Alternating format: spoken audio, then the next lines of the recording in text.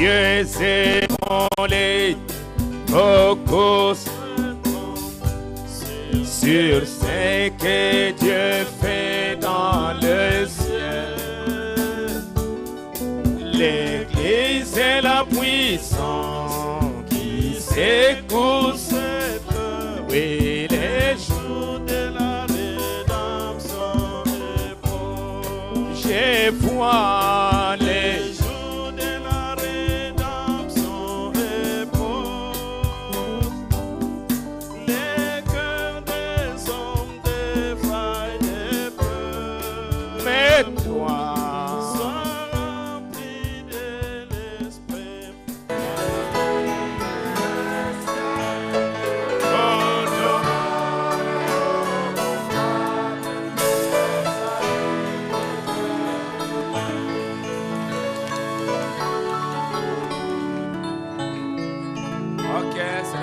Nanda de l'île Maurice.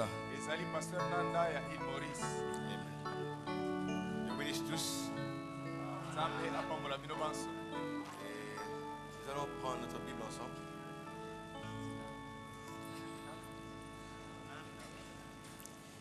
Nous allons lire dans le livre de Saint Matthieu au chapitre 21. Alors que nous lisons dans le nom du Seigneur Jésus-Christ, au verset 28.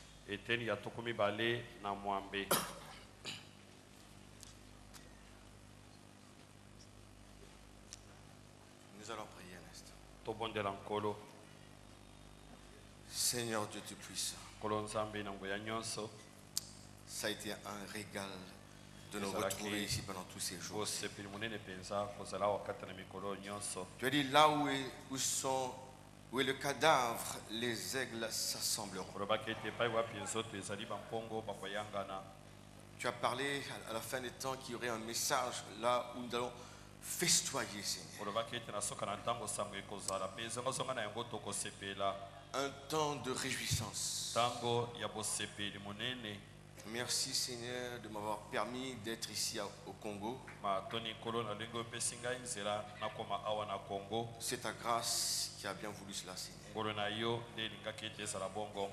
Nous lirons ta parole. Seigneur, c'est la deuxième fois que je me retrouve devant un si grand nombre de gens, Seigneur. J'ai besoin de toi. Tu dis, sans moi, vous ne pouvez rien faire. Tu dis, David disait, avec toi, nous franchirons une muraille. Avec toi, nous foncerons vers une troupe en armes. Avec toi, nous ferons des exploits. Paul disait, ce n'est pas que nous serons capables par nous-mêmes, mais notre capacité vient de Dieu. Je te confie, Seigneur, ces paroles qu'on va dire et les pensées qu'on va partager. Les pensées qu'on va partager. Que ton nom soit glorifié, Père. Dans le nom du Seigneur Jésus. Amen. Alors que nous lisons ensemble Matthieu 21, le verset 28.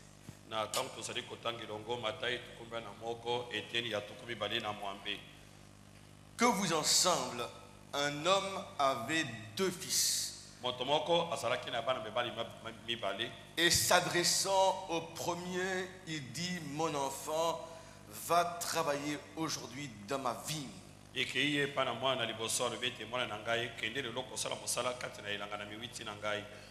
Il répondit, je ne veux pas.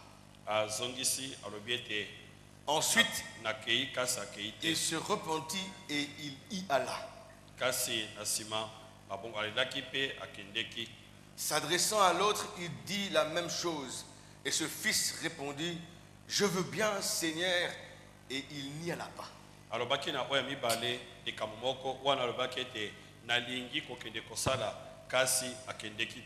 Le verset 31, sur lequel je vais prêcher. Lequel des deux a fait la volonté du Père? Ils répondirent, le premier.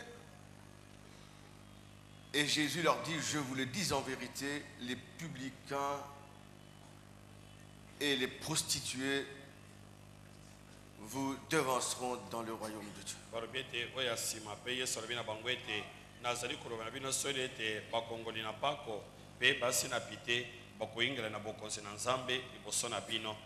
Que Dieu vous bénisse.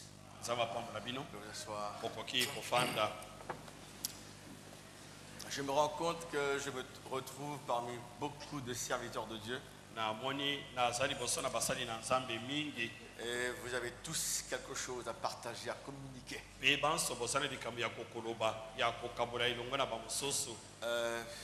que j'ai été béni durant cette convention. Et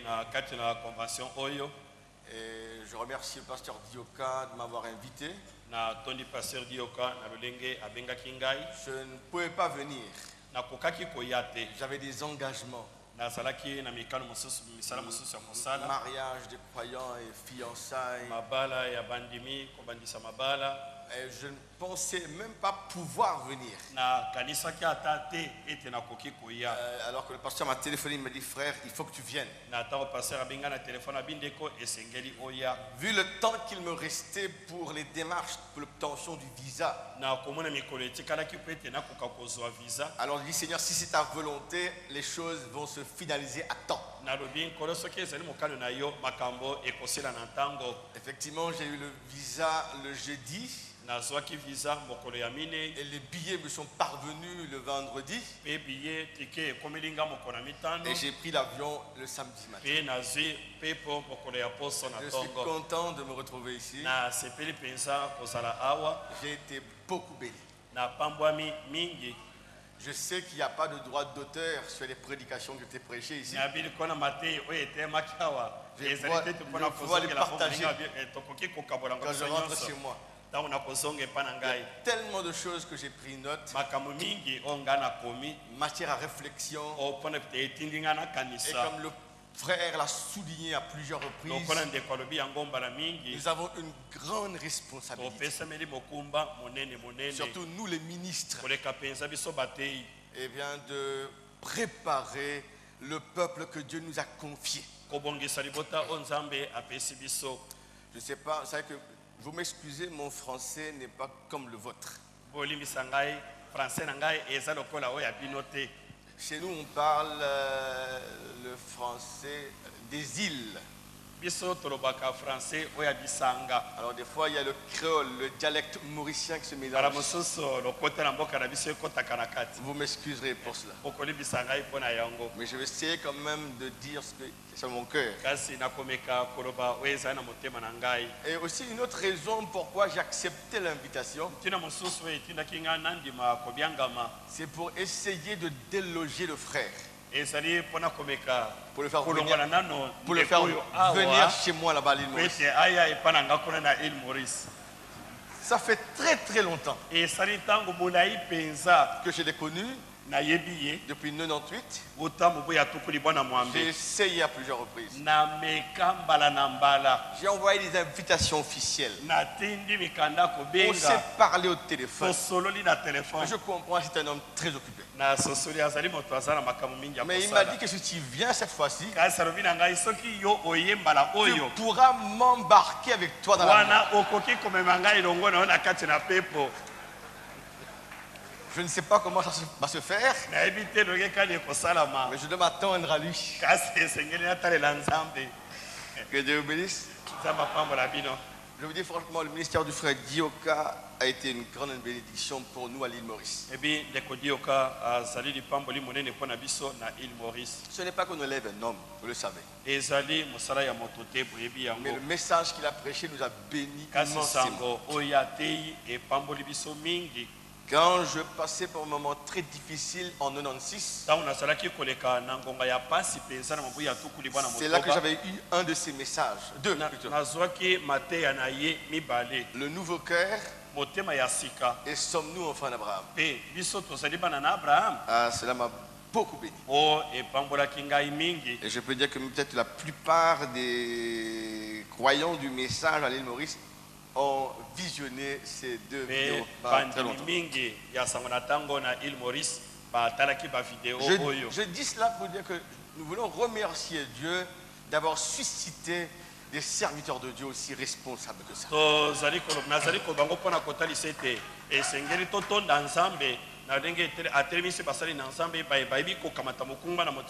Des gens qui peuvent laisser des empreintes sur le sable des temps.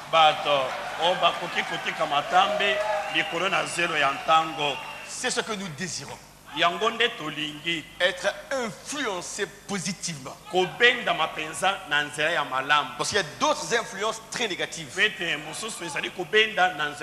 Nous voulons pouvoir, comme Paul l'a dit, porter le regard sur le modèle que vous voyez en moi.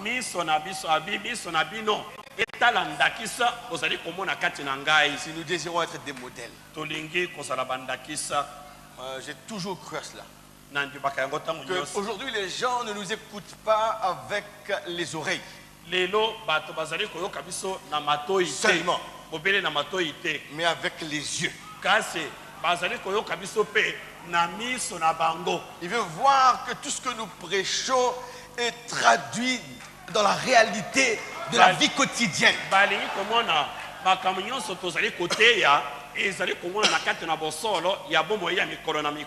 J'ai dit la même chose quand j'étais ici en 2003.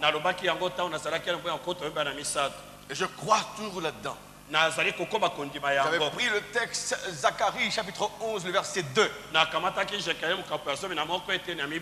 Où Zacharie disait: j'ai mis cyprès, car les cèdres sont tombés.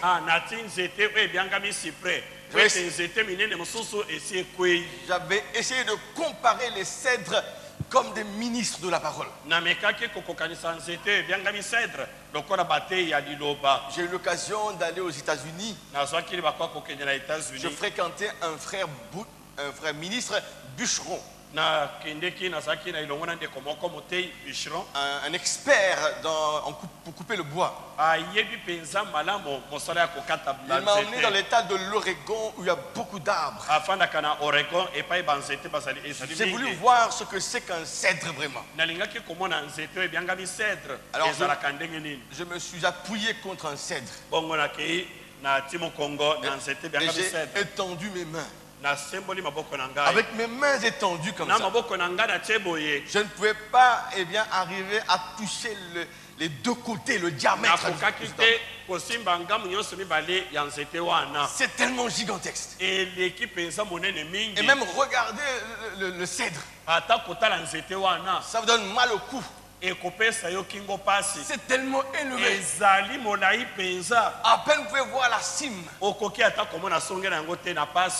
Et le cèdre, c'est un bois très dur, très solide, que les gens utilisent pour faire la charpente, pour soutenir la toiture. Si la toiture n'est pas bien placée sur des poteaux solides, ça peut causer beaucoup d'ennuis. Si ça s'effondre. On parle d'un temps d'effondrement. Il faut qu'il y ait des bases solides. Et les ministres, nous sommes des cèdres. Quand un cèdre tombe, autour du cèdre, il y a beaucoup de petits arbres cyprès. Et quand un cèdre tombe, ça détruit plusieurs cyprès. Quand un ministre tombe, il détruit beaucoup de gens autour de lui. Et une âme vaut plus que 10 000 mondes.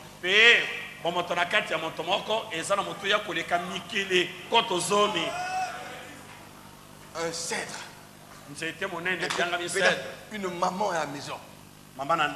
La façon dont elle élève son enfant. La petite fille regarde à elle. Vous remarquez la petite fille, comment elle veut porter la robe de maman. Elle veut marcher dans les chaussures de maman. Elle veut imiter maman. Alors que nos mamans soient comme des Sarah, des Rebecca, que les enfants peuvent imiter. Et quand une maman tombe, quand un papa tombe, au lieu de parler de la parole de Dieu chez nous, on critique les serviteurs de Dieu.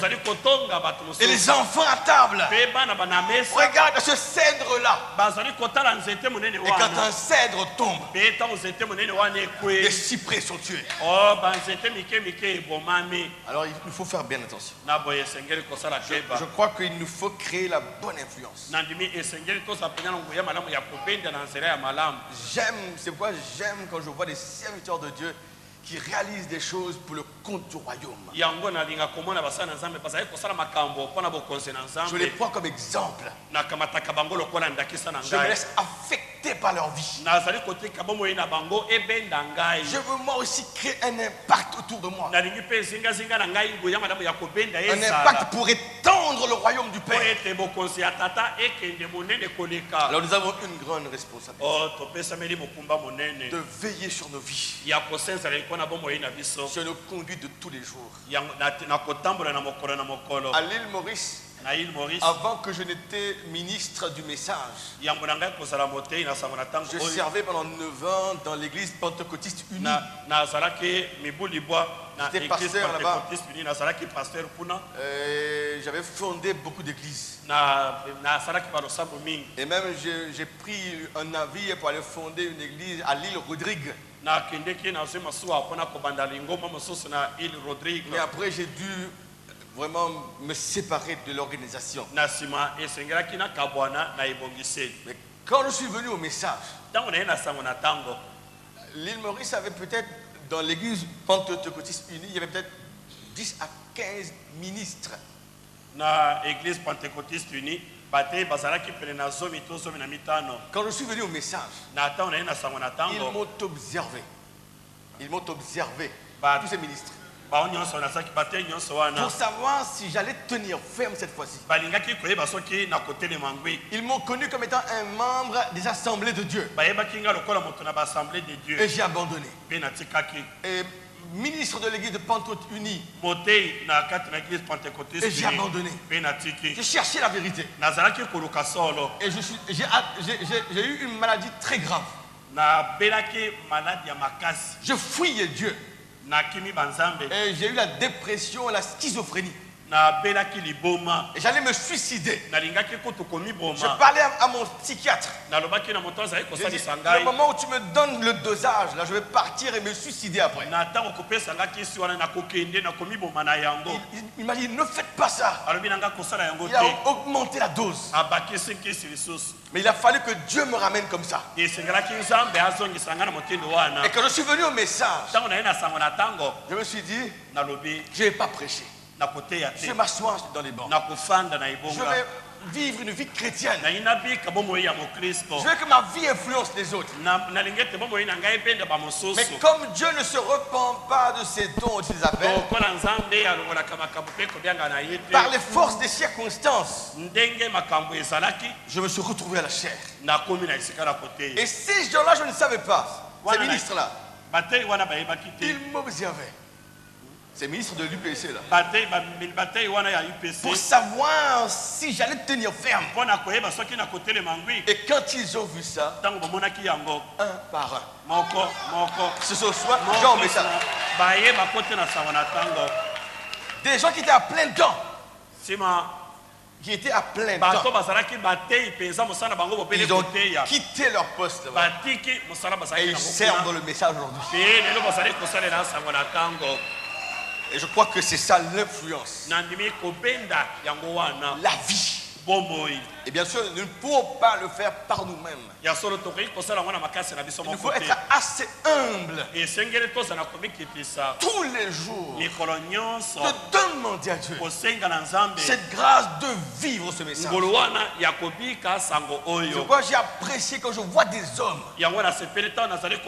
qui valorisent ce message. Pour moi, c'est le seul moyen. Notre seul passeport.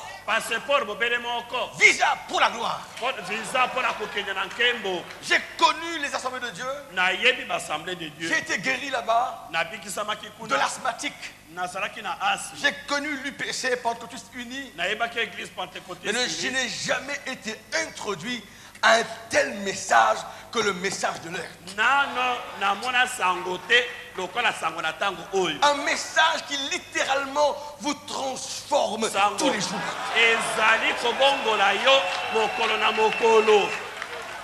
Ça met en vous un dégoût pour tout ce qui est mondain. Vous n'êtes plus intéressé à ce monde-là. La chose qui vous démange tous les jours, vous voulez plaire à Dieu. Qu'est-ce que vous pouvez faire pour transmettre ce si glorieux message à quelqu'un? Je crois que c'est ça.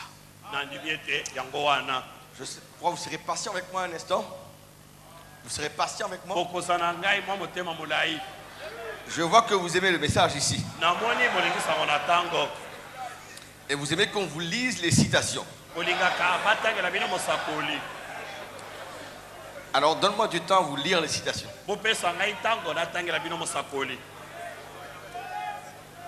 Je vais essayer d'aborder ce que je viens de lire là. La question que Jésus a posée. Lequel des deux? La Bible est remplie de questions. Même Frère Branham a prêché des questions. Il a prêché why, pourquoi? Pourquoi il fallait que ce soit des bergers? Pourquoi la petite Bethléem? Et même j'ai lu les citations où il dit que quand il a dit au serpent, pourquoi tu as fait cela? Il dit, ça aussi c'est un sujet à prêcher. Il a dit à Abel, qu'as-tu fait? Qu'as-tu fait? Ce sont des sujets à prêcher. Alors, les petites questions comme ça m'intéressent dans l'écriture. Ce n'est pas que Dieu ne connaît pas. Mais quand une question est posée, c'est pour nous interpeller. Pour une remise en question. C'est pourquoi on pose la question. Je ne sais pas comment on l'exprime en français. Mais en anglais, il y a deux types de questions. C'est-à-dire, on dit, they are questioning. C'est-à-dire qu'ils sont en train de mettre en doute la chose. Et ils posent des questions.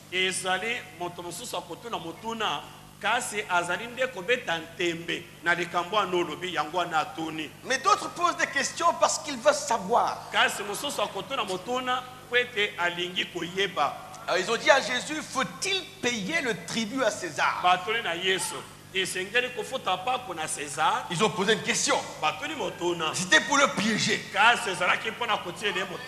Oui, parce qu'ils ne croyaient pas en lui. Par contre, les disciples ont dit, explique-nous la parabole du semeur.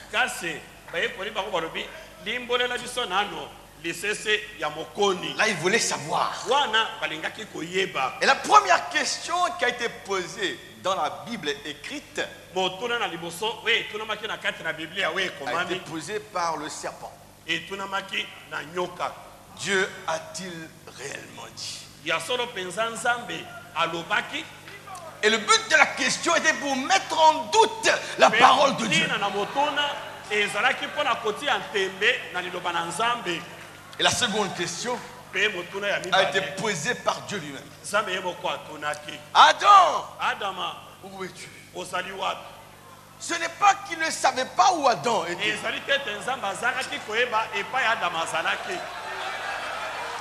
Parce que c'est le Dieu infini. Il connaît la fin dès le commencement. Mais il a posé la question à Adam pour sensibiliser sa conscience. C'est dans le chapitre 2. Il a dit qu'il a placé Adam dans le jardin. Alors il sait où il a mis Adam. Et quand il est venu à la recherche d'Adam, il est venu dans le jardin où il l'avait placé. Mais cependant il a crié, Adam, où es-tu? C'était pour l'interpeller. Je t'avais placé dans une dimension. Tu n'avais pas peur dans cette dimension-là. Mais qu'est-ce qui s'est passé? Maintenant tu me réponds, j'ai entendu ta voix, j'ai eu peur. Je venais tous les jours, je te parlais, tu n'avais pas peur. Mais qu'est-ce qui s'est passé? Alors en disant, Adam, où es-tu? C'est pour l'interpeller. D'où es-tu tombé? Tu étais dans une dimension élevée. Tu n'avais aucune crainte. Tu parlais à la montagne. Tu parlais aux arbres. Tu parlais au vent. Mais qu'est-ce qui s'est passé? Où es-tu maintenant? Tu as changé de dimension. Tu n'es plus ce que tu étais avant. Quelque chose s'est interposé entre toi et moi. Je crois que c'est ça aussi le grand problème. Il y a trop d'interférences entre nous et Dieu qui modifie cette dimension céleste-là. Trop de choses aujourd'hui prennent la place de la communion entre l'homme et Dieu. Une interférence. On laisse cette question-là. Je vais essayer d'atteindre ma question enfin. Il y a des questions par exemple comme David sur le mont Gilboa. Alors que Saül était décédé, mort, et Jonathan, son meilleur ami, il a composé un cantique, le cantique funèbre. Et dans les paroles de ce cantique-là, 3 fois il y a cette phrase. Cette phrase se répète 3 reprises.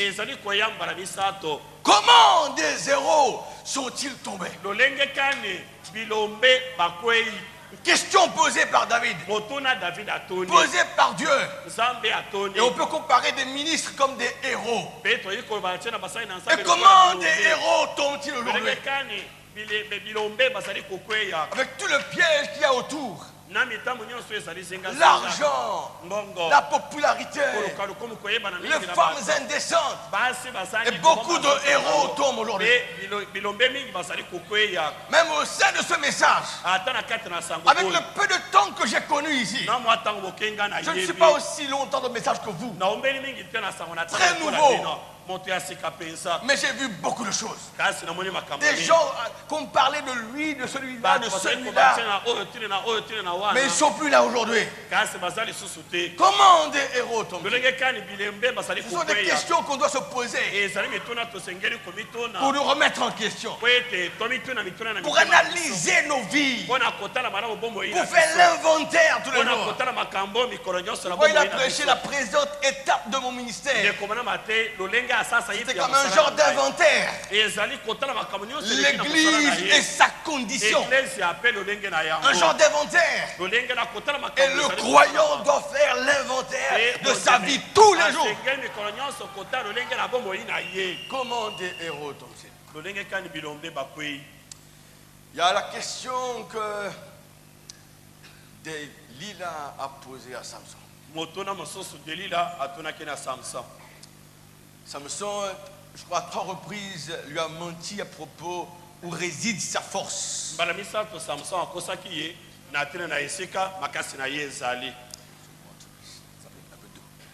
peu d'eau si tu veux. Ouais. Alors, à 3 reprises, il lui a menti. Et finalement, il y a cette fameuse parole de Delilah dans les Juges, je crois au chapitre 16, le verset 15. Il dit, comment peux-tu me dire que tu m'aimes puisque ton cœur n'est pas avec moi? C'est une clé cela. Quand on aime quelqu'un, notre cœur est avec cette personne. Et c'est la religion chrétienne est une religion du cœur.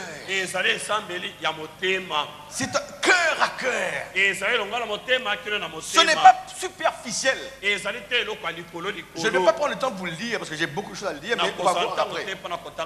Mais je suis sûr que ceux qui lisent le message régulièrement, vous allez pouvoir voir ces citations après. Il a dit que comme ce peuple m'honore des lèvres, mais son cœur est loin de moi. Comment tu peux dire que tu m'aimes? Ton cœur n'y est pas. C'est quelque part ailleurs. Alors la preuve qu'on aime quelqu'un, c'est que notre cœur y est attaché. Cela implique un dévouement du cœur. Pas superficiel. Même l'apôtre Pierre, à un moment donné, l'apôtre Pierre, il avait donné sa barque à Jésus. Mais Jésus s'est éloigné un peu de terre. Et il enseignait les disciples. Mais après cet enseignement, il a dit à Pierre, avance en eau profonde. Ne restez pas près de la plage là, de la terre. Allons un peu plus profondément. Parce que le surnaturel, le miraculeux se trouve dans les eaux profondes. Avance en eau profonde. C'est là qu'il va démontrer ces caractéristiques du Créateur. Alors qu'il n'y avait pas de poisson là. Sur une seule, jette ton filet à droite. Sur ta parole, Seigneur. J'ai péché toute la nuit. J'ai œuvré toute la nuit. Mais je n'ai rien pris. Mais sur ta parole, les conditions étaient réunies pour produire le surnaturel. Il était dans des eaux profondes. Ce n'était plus une vie superficielle. Le message nous invite à vivre une vie profonde, pas superficielle. Rappelez-vous que la truite arc-en-ciel était pêchée dans les eaux profondes, mais pas dans les eaux superficielles. Voilà des petites questions que vous pouvez vous élaborer. Il y a aussi la question que les anges ont posée aux femmes qui sont allées ce matin-là au tombeau.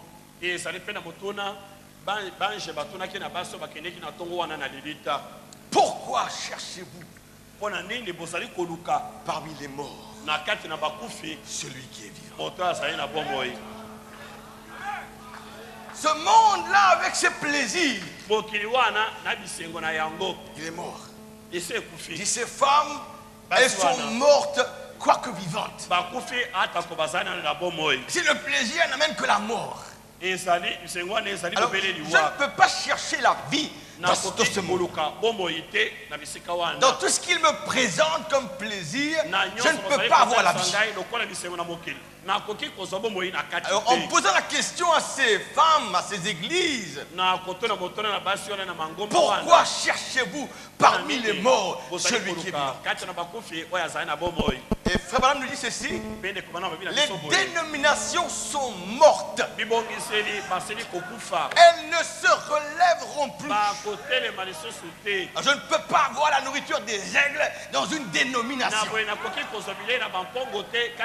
Je ne peux pas chercher ce qui est vivant parmi les morts. Le seul message vivant pour moi, c'est ce message. Je vais vous lire une citation du prophète. Dans le message, quelle maison me bâtirez-vous? C'est de là que je vais prendre les choses. Paragraphe 2. Quelle maison me bâtirez-vous? Je ne veux pas prendre le temps de Frère Green là, parce que j'ai entendu Frère Green prêcher plusieurs fois et certainement que j'ai été influencé alors qu'il nous a porté la parole du Seigneur. Et il est très humble à ce sujet. Maintenant regarde la déclaration du prophète. Hier il disait: je ne reçois pas la parole de la part du Seigneur comme peut-être elle viendrait par révélation,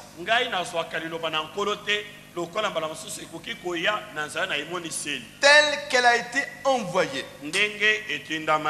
Mais il disait: j'aime à souligner ce qui a déjà été dit. Il disait par exemple, quand Paul a écrit quelque chose dans la Bible, je viens ici souligner ce qui a déjà été dit par le Seigneur. Il disait: je n'ai pas de message à moi. Le frère Pérégrine disait: je n'ai pas de message à moi. Moi quand je vois ça, je dis la même chose. Je n'ai pas de message à moi, mais je viens souligner ce qui a déjà été dit. Il disait: je n'ai pas de message à moi, si ce n'est simplement de souligner ce qui a déjà été dit par le Seigneur. J'ai trouvé que c'était vraiment remarquable de la part d'un jeune homme comme lui,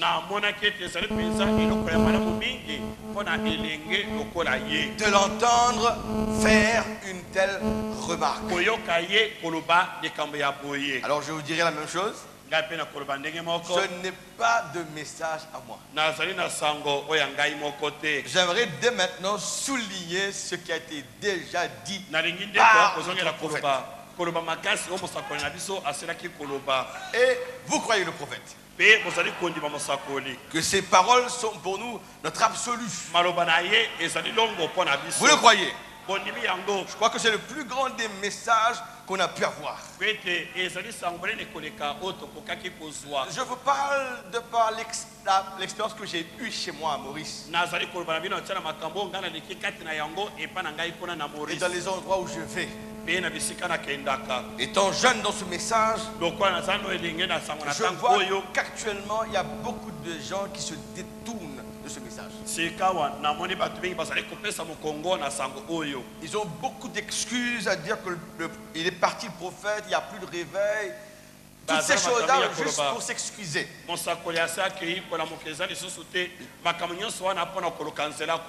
Juste pour ne pas prendre ce qu'a dit le prophète.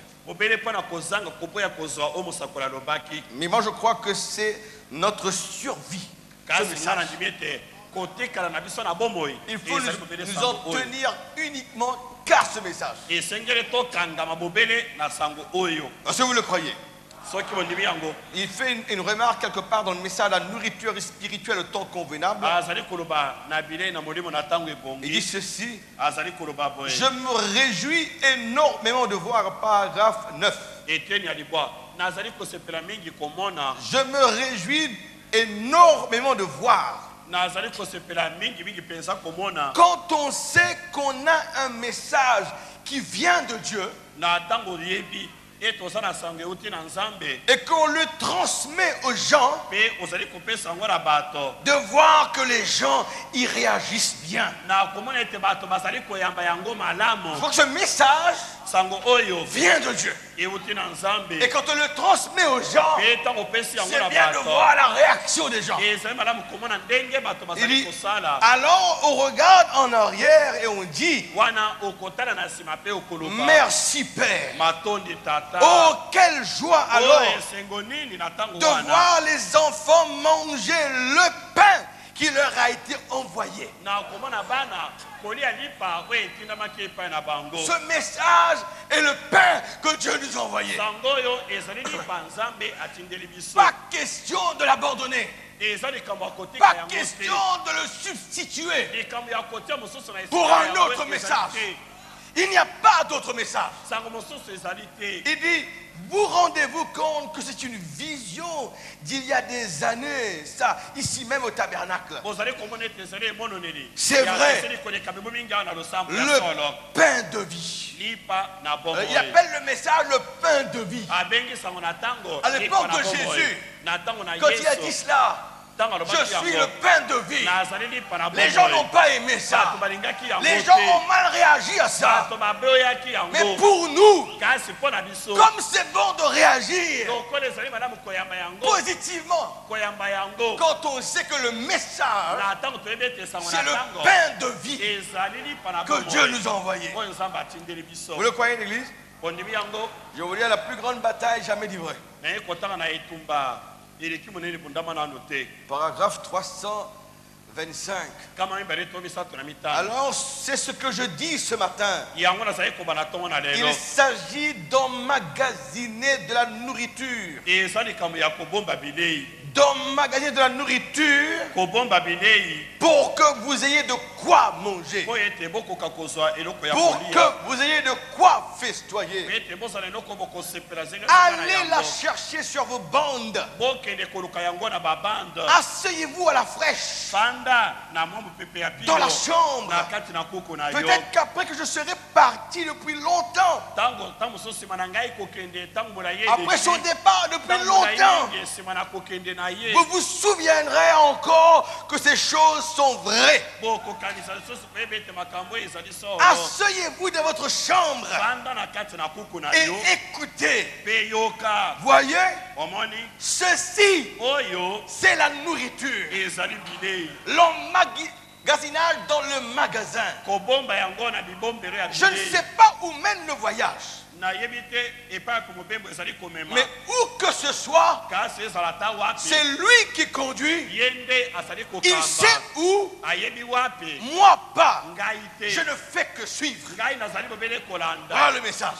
C'est la nourriture que Dieu nous a donnée dans ces temps de famine. Un temps où les gens meurent de faim. Un temps où les gens meurent de soif. Non pas la disette de pain. Non pas soif d'eau naturelle. Ils auront soif d'entendre la vraie parole. Mais ils ne l'entendront pas. Mais nous avons eu le privilège d'avoir eu la nourriture spirituelle au temps convenable. Ah, nous aimons ce message. Nous aimons ce prophète. Regarde ce qu'il est dit dans le message, toujours. Je ne fais que souligner ce qui a déjà été dit. Vous aimez ça? Pas mes propres pensées à moi, mais je souligne ce qui a déjà été dit. Parce que le diable maintenant veut nous éloigner de ça. Cette source de vie même. Vous savez que le moyen pour que les Américains, le moyen qu'ils ont pu utiliser pour éliminer les Apaches, Abraham nous dit ça dans le message. Le seul moyen qu'ils ont utilisé pour les éliminer, ils ont tué les bisons. Ils leur ont privé de leur nourriture. Il dit, une tribu d'Abash aurait pu être nourrie pendant 2 ans. Avec, je crois, la somme de 40 bisons possiblement. Alors ils ont tué ces bisons-là. Avec ces bisons, ils avaient de la viande pour 2 ans. Avec la peau des animaux, ils pouvaient se couvrir dans le froid. Avec les sabots, ils utilisaient pour faire des marmites.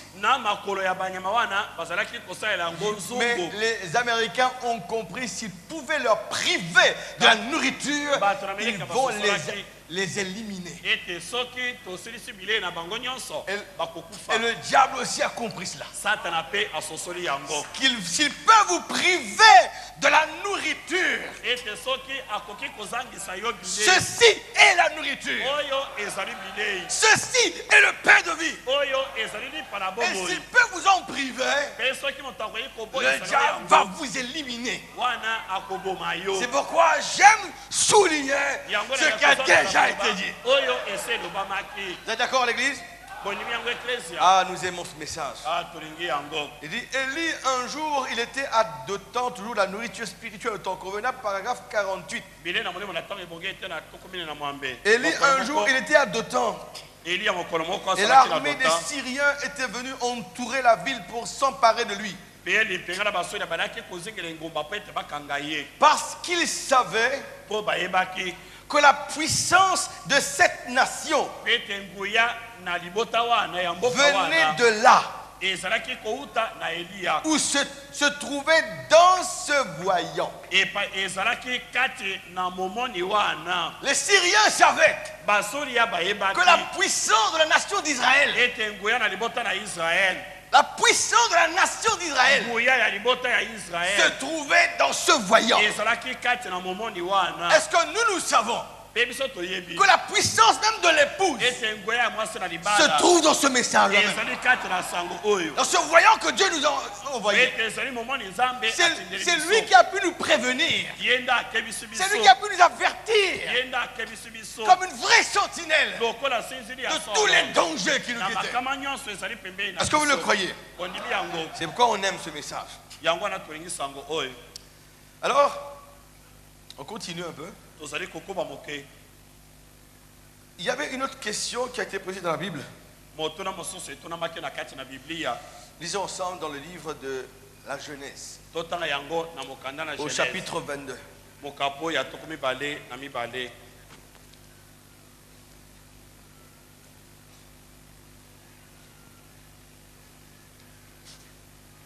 Verset 1er. Après ces choses, Dieu mit Abraham à l'épreuve et lui dit, Abraham, il répondit, me voici.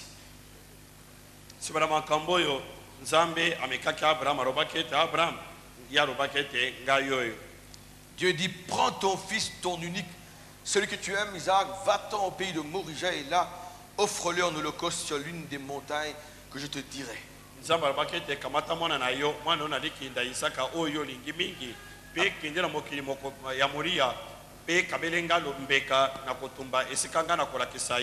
Regardez un peu l'obéissance d'Abraham. Je crois qu'un fils d'Abraham aussi doit obéir comme ça. Il se leva de bon matin, scella son âne et prit avec lui 2 serviteurs et son fils Isaac.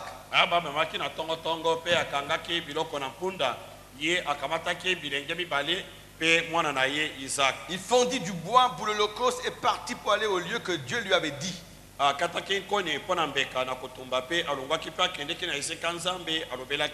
3e jour, Abraham, levant les yeux, vit le lieu de loin.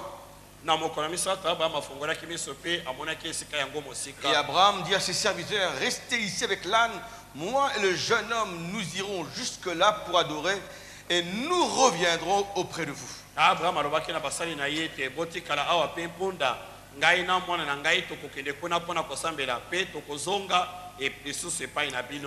J'aime ce langage-là. Hein? Un langage de la foi. Il savait qu'il allait sacrifier l'enfant. Mais il a dit, nous irons et nous reviendrons.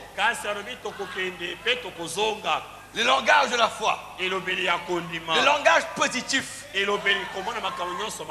Quand Moïse se retrouvait devant la mer Rouge, alors que tout le monde criait, vous voyez ces gens-là, c'est tous ces chars. Les Égyptiens que vous voyez là aujourd'hui, vous ne les verrez plus. Un langage positif. Avant que l'ennemi soit détruit.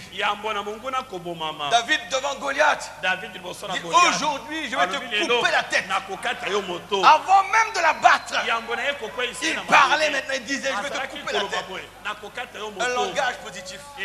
Donc il y a une puissance dans une confession positive. Abraham dit que le chrétien n'est jamais négatif. Il est toujours positif. Il confesse la parole. Même s'il y a des symptômes qui sont là, il continue à avancer. Il ne se fie pas aux symptômes. Et il raconte l'histoire de Jonas. L'homme qui avait le pire cas des symptômes. Alors qu'il était dans le ventre du poisson, pendant qu'il était à l'intérieur, tout ce qu'il voyait c'était les parois de l'estomac du poisson. Donc, là où il tournait, il ne voyait que ça. À un moment donné, il a dit, je ne croirai pas à ça. À toutes ces vanités mensongères. Et il a tourné le regard vers le temple de Salomon, où il y avait le sang d'un bouc ou d'un taureau là-bas quelque part. Il a fait une prière et Dieu l'a délivré. Et le frère nous dit, si un homme comme Jonas, il a pu regarder au sang d'un bouc et d'un taureau, il a pu tourner le regard vers un temple qui allait être détruit plus tard et obtenir sa délivrance. Qu'en est-il de nous aujourd'hui? En regardant à Jésus, le parfait sacrifice, en confessant la parole, il n'y a pas de maladie, il n'y a aucun démon qui peut vous vaincre. Il n'y a aucun démon de l'enfer qui peut vaincre le croyant. Nous sommes des enfants d'Abraham. Quand nous partons en conquérant tout le temps. Nous ne sommes pas de ceux qui se retirent. Nous ne battons pas en retraite. Nous avançons. Nous continuons à avancer. Malgré les menaces de l'ennemi, on ne s'arrête pas. Je vais vous le lire dans le message. Excusez-moi, je prends beaucoup de choses. Hein. Je profite pour partager un peu de la nourriture. Voilà. Je vais vous montrer. Dieu veut que nous puissions avancer. C'est comme un poussin dans un œuf. Paragraphe 183, la plus grande bataille jamais livrée. Qu'est-ce qui se passerait s'il avait peur de regarder à l'extérieur?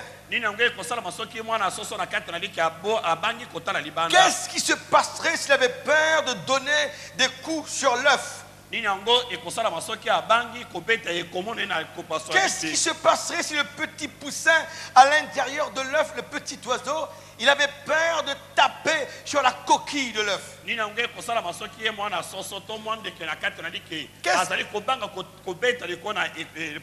Qu'est-ce qui se passerait s'il avait entendu un son à l'extérieur qui disait ne tape pas sur cette coquille, tu pourrais te blesser? Mais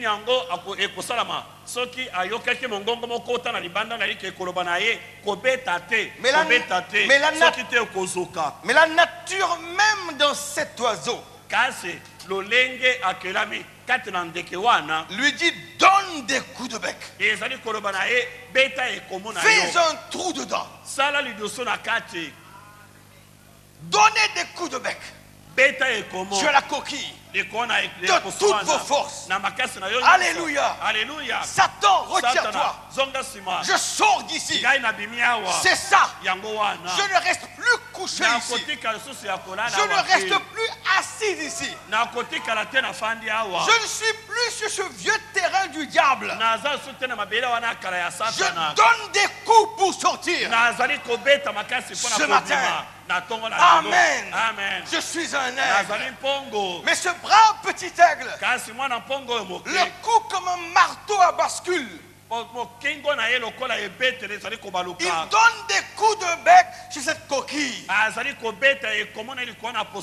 importe combien dure était la coquille, il a donné des coups de bec jusqu'à ce qu'il passe à travers. Bientôt alors il a pu battre un peu des ailes. Tout allait bien pour lui. Donnez des coups de bec pour vous en sortir. C'est exact. Comment faire? Attaquer à coups. Ainsi dit le Seigneur. Ainsi dit le Seigneur. Ainsi dit le Seigneur. Finalement, vous commencez à sortir, à sentir de l'air frais. Ainsi dit le Seigneur. Votre tête est sortie de la coquille. Ainsi dit le Seigneur. Poussez bien fort.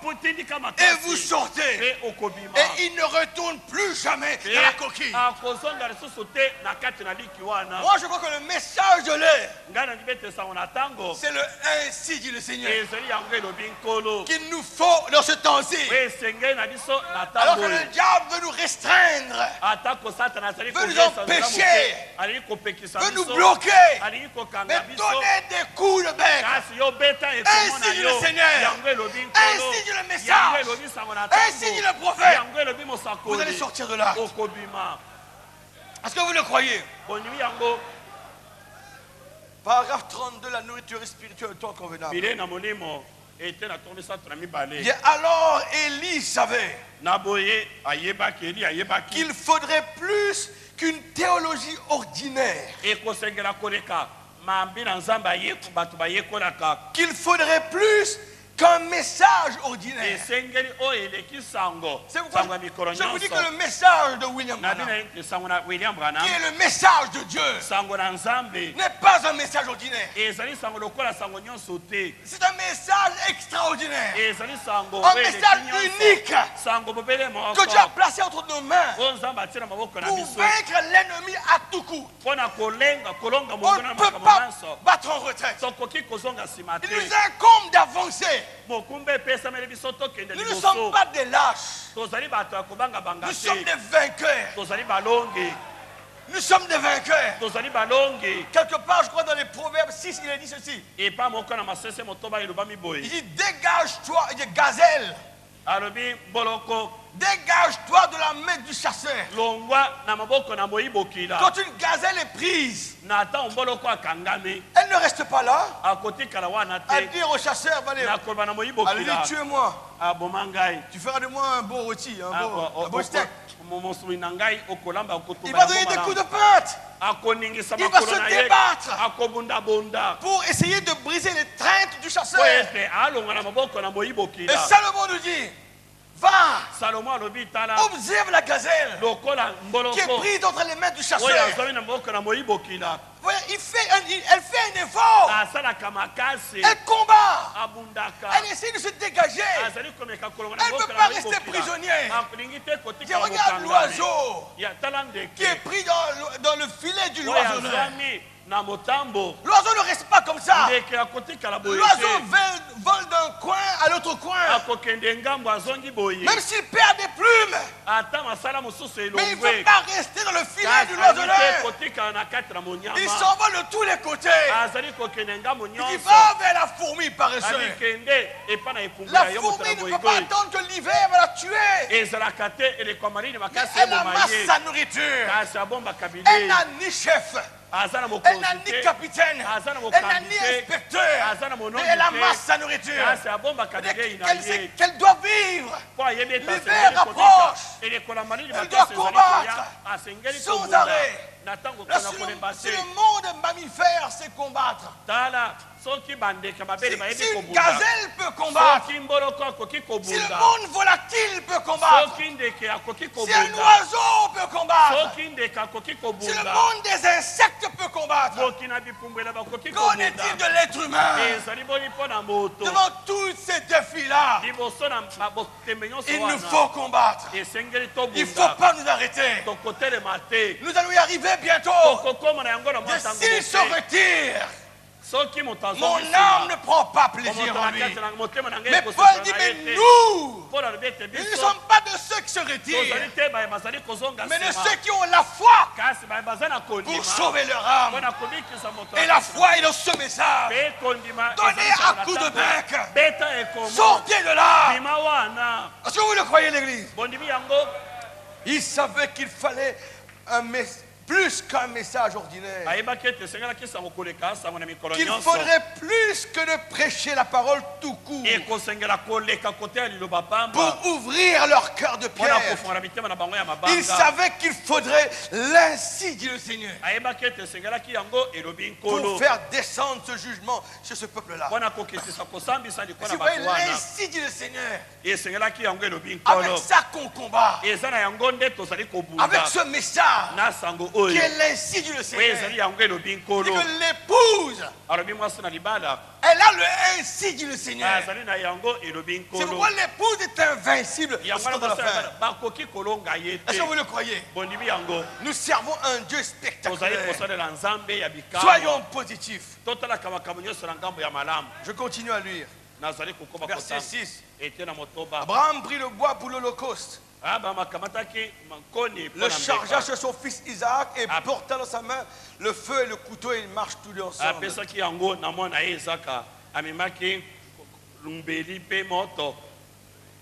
Alors Isaac parla à Abraham, son père, dit, mon père.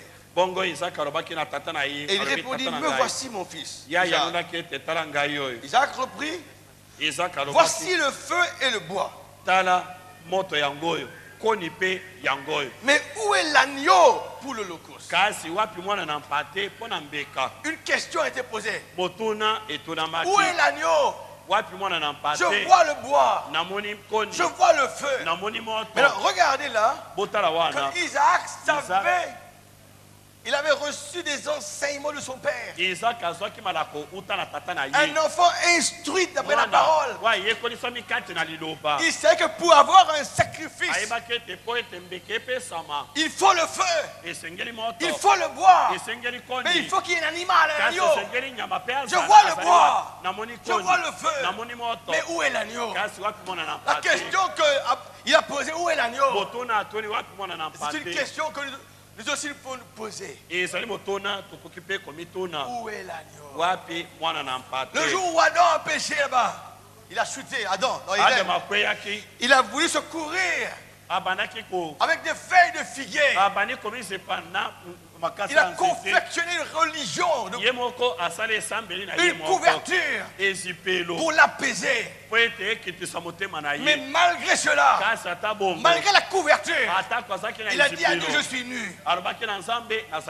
Voyez là, frère et sœur? Alors, Dieu lui a dit, en un mot, en une expression, ce n'est pas les feuilles de figuier, ce n'est pas ta couverture. Où est l'agneau? Ce n'est pas tes œuvres, ce que tu essaies de faire. Mais où est l'agneau?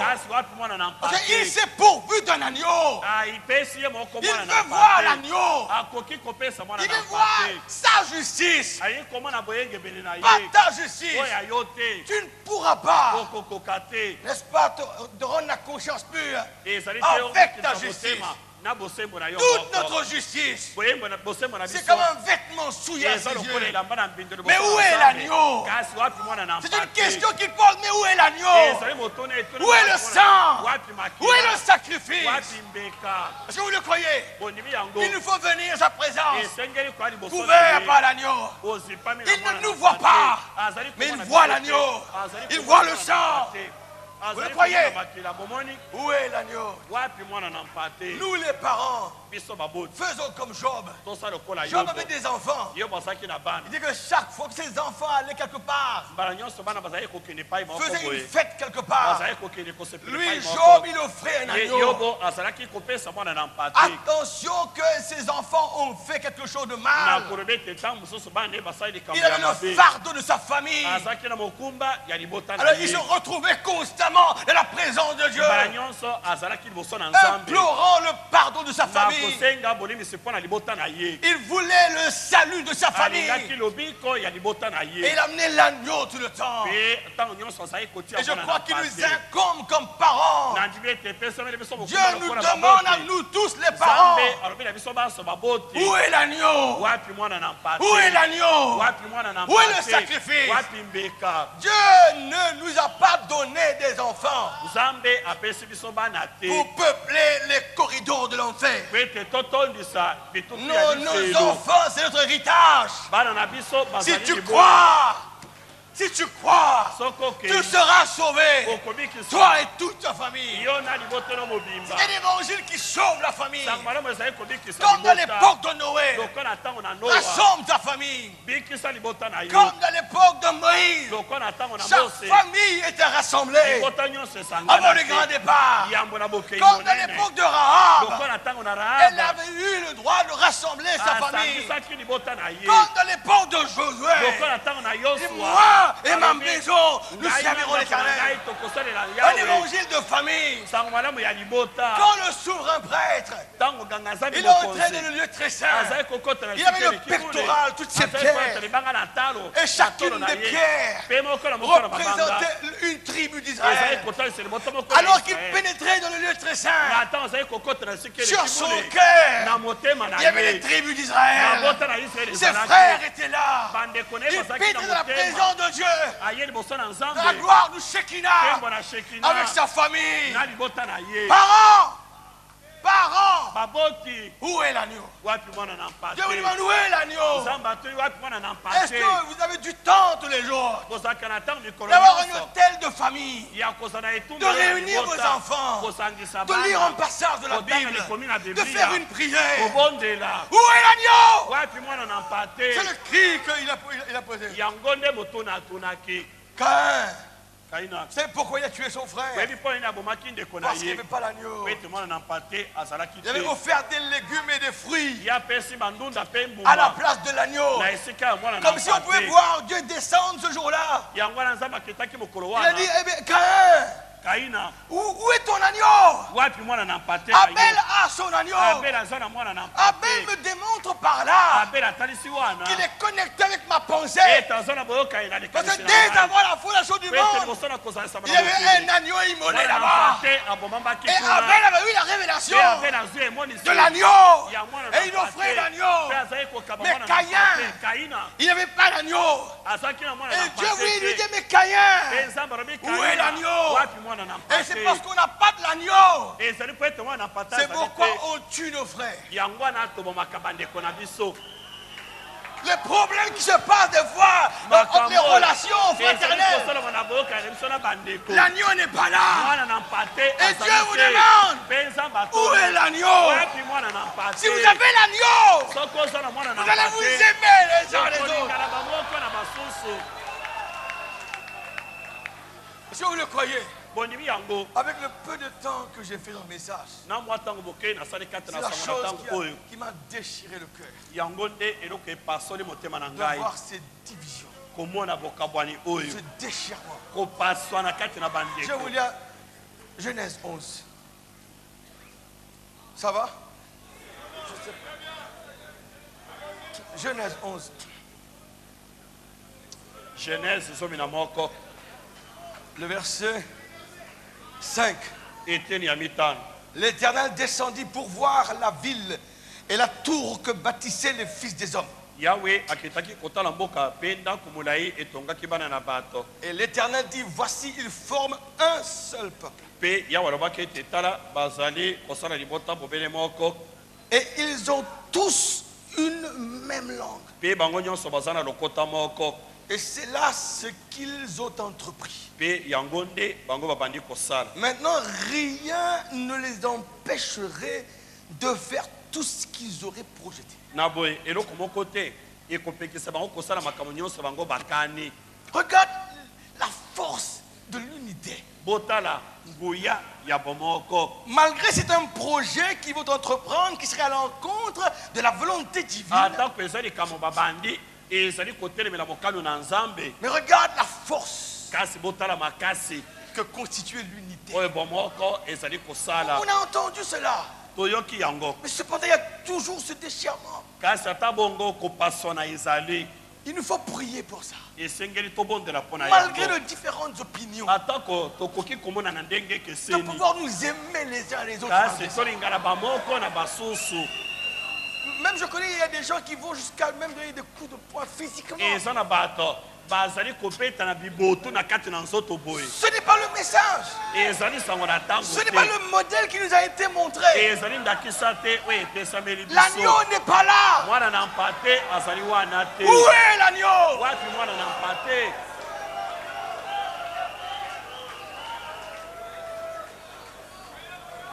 À l'époque de Jésus-Christ, il y avait un démon qui était là, le démon de Gadara. Quand Jésus lui a posé la question, quel est ton nom? Pensez-y maintenant. Il y avait 2000 démons. Il a demandé quel est ton nom? Les 2000 démons n'avaient qu'un seul nom.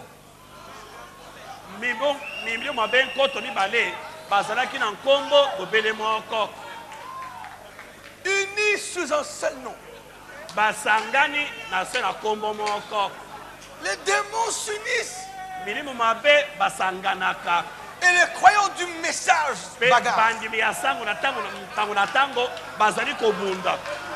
Où est l'agneau?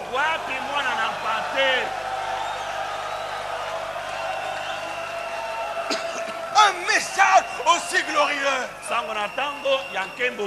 C'est la raison pourquoi je suis contre les religions organisées. C'est parce qu'ils ont brisé la fraternité. Mais Dieu vous demande ce matin, où est ton agneau? Tu peux aimer ton frère malgré ses différences. Voilà, nous parle de ceci. Dans des réunions des fois, alors qu'il priait pour un démon asthmatique, il priait pour ce démon d'asthmatique. Il dit, il commence à crier.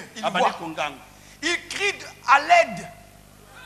Un démon crie à l'aide. À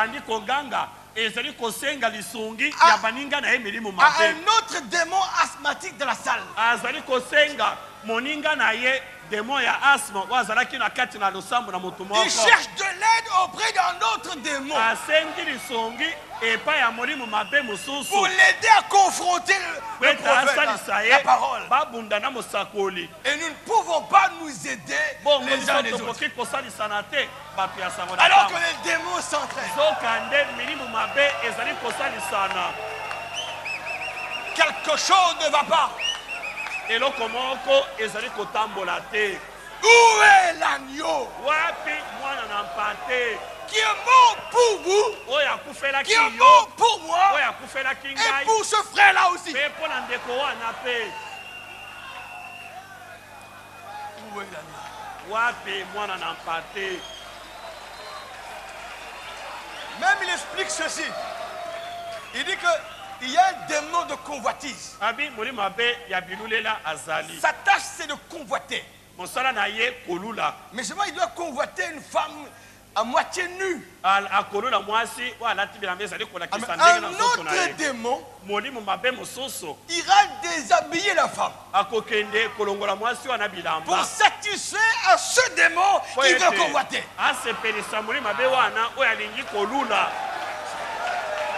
Ils s'entraident. Mais pourquoi nous ne pouvons pas nous entraider pour faire avancer le message? Où est l'agneau? Wapi mwana na mpate?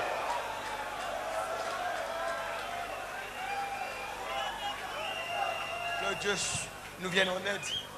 Que Dieu nous vienne en aide, frère. C'est important. Vous savez que quand j'ai travaillé à la compagnie d'assurance, j'étais en charge de beaucoup d'employés. Et je les instruisais comment écrire des lettres pour l'entreprise. Alors, une des choses que je leur ai montré, l'anglais, ça paraît bien, il dit write not to impress, but to express. Écrivez, non pas pour impressionner, mais écrivez pour exprimer. Et ce matin, j'ai demandé à Dieu, je ne suis pas là pour vous épater. Ce n'est pas le but de ma prédication. C'est pour exprimer le cœur de Dieu. Où est l'agneau? Comment des héros t'ont-ils? Adam, où es-tu? Pourquoi cherches-tu parmi les morts celui qui est vivant? Comment tu peux dire que tu m'aimes, que ton cœur n'est pas avec moi? C'est ce que je veux t'exprimer. Dieu nous pose des questions là, pour que nous puissions avoir, n'est-ce pas, un moment où on se demande où on en est avec Dieu. Où est l'agneau? Et dans ce temps de jugement, dans ce temps de secousse, de tremblement, les enfants d'Israël, alors que Moïse disait que l'ange allait passer, l'ange allait détruire, mais il vous faut appliquer le signe. Quand je verrai le sang, quand je verrai le sang, je passerai par-dessus. Alors que les enfants premiers-nés, et nous sommes les premiers-nés, nous sommes l'assemblée des premiers-nés. Alors que les premiers-nés tremblaient dans le temps de jugement, dans le temps d'effondrement, on peut entendre Moïse dire, mais où est votre agneau? Vous n'allez pas être tué. Là où ne viendrait pas où se trouve l'agneau, le sang de l'agneau. Où est l'agneau? L'enfant était tranquillisé. Le premier-né était tranquillisé. Parce que l'agneau était là. L'agneau était là. Et dans ce temps de secousse aujourd'hui, nos cœurs sont tranquillisés. Parce que l'agneau est là. Dieu vous demande, où est l'agneau? Vous allez pouvoir répondre, Seigneur, l'agneau est là. J'ai appliqué le signe. J'ai ôté tout ça de ma maison. Je crois dans la parole. Je crois dans le message. C'est la nourriture. Alléluia. Nous avons l'agneau.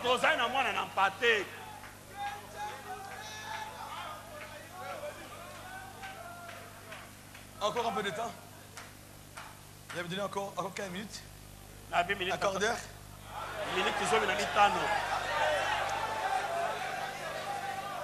Alors que nous venons à cette question maintenant. Lequel des deux? Je vais faire un survol rapidement. Cette même question a été posée quand Jésus allait être mis sur la croix. Alors que Pilate présentait deux options à la foule.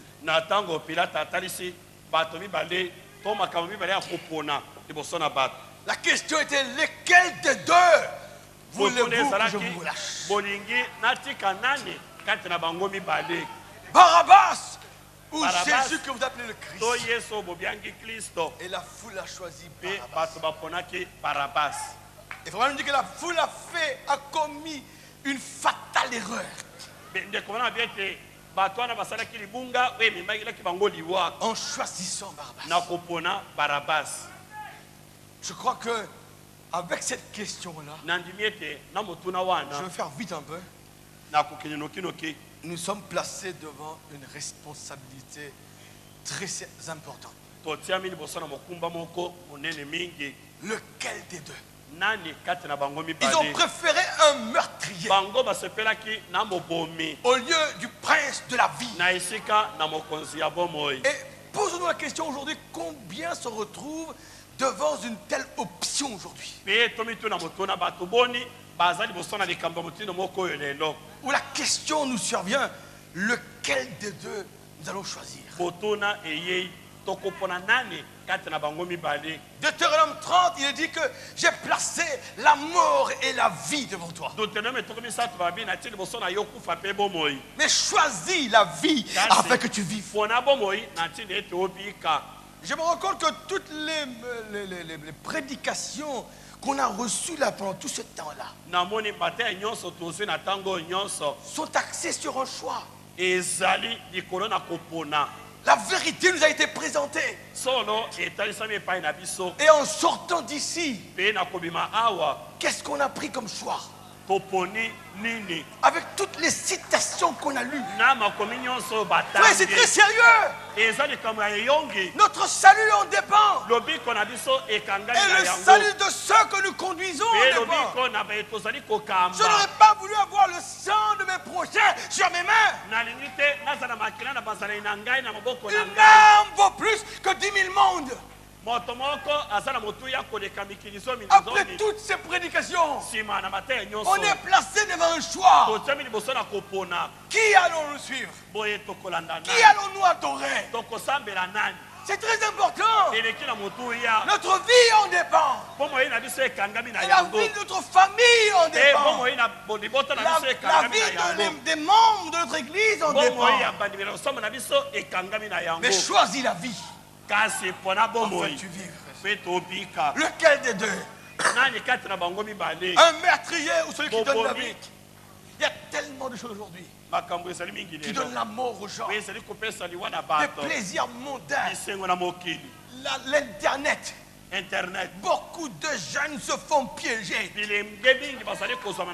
connais même un frère marié qui m'a confessé, frère, je suis pris au piège de la pornographie. L'internet, qui est une bonne, un outil qu'on peut utiliser pour la gloire de Dieu. Mais en même temps, un grand danger. Lequel des deux? Partout, ça tue partout.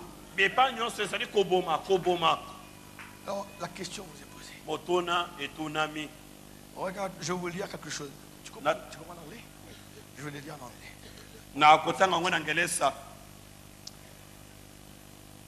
You know, there is two ways for all things.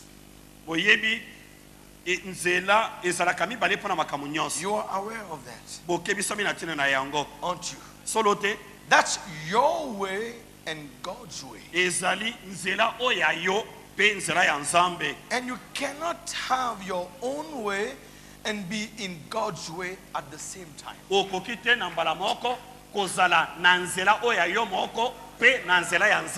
You have to get out of your own way and to let God have his way.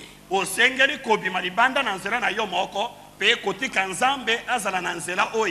that true? Now it's either right or left. Now if you're going your way, you are out of God's way.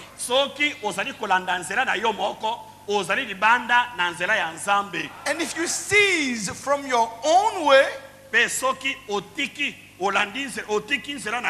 you get in God's way. God can have his way